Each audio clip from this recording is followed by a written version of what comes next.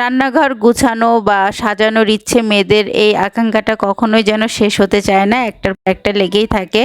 তো যাই হোক, আমি বাসা চেঞ্জ করার পর আমার রান্নাঘরটা একটু একটু করে আমি গুছিয়ে নিচ্ছি। তো সব স্পাইসেসগুলো আমি জারে ভরে নিয়েছিলাম।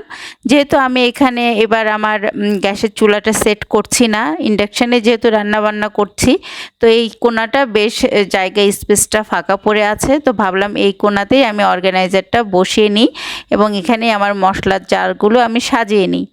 তো এটা অনেক আগে কিনেছিলাম, মনে হয় যে এটা যখন প্রথম প্রথম নেমেছিল আরএফএলে, যে এটা আমি কিনেছিলাম আজ থেকে 3 বছর আগে। তো স্পাইসেস জারগুলো এখন সাজিয়ে নিচ্ছি। कुछ पल तो ठहर जाओ ना, यहाँ फिर लौट के आओ ना, यूं कहते नहीं अलविदा।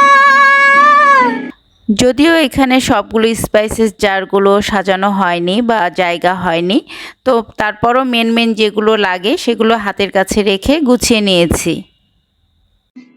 এইটুকু সাজানোর কাজ তো মোটামুটি শেষ। কেমন লাগছে আপনাদের অবশ্যই কমেন্টে জানাবেন। আমি যতটুকু পেরেছি করেছি, আমার কাছে তো বেশ ভালো লাগছে, মানে সুন্দর লাগছে অনেক বেশি। যাই হোক, এখানে আরও কিছু কাজ বাকি আছে, যেমন পাশের এই জায়গাটুকু একদম মানে ফাঁকা ফাঁকা লাগছে। তো এই জায়গাটাকে দেখা যাক কিছু দিয়ে হয়তো সাজিয়ে ফেলবো, যাতে আর একটু দেখতে সুন্দর লাগে, ভালো লাগে।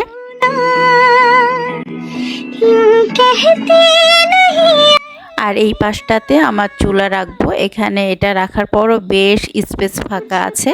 তো আজকে এই পর্যন্ত, দেখা হবে নেক্সট ভিডিওতে। আল্লাহ হাফেজ।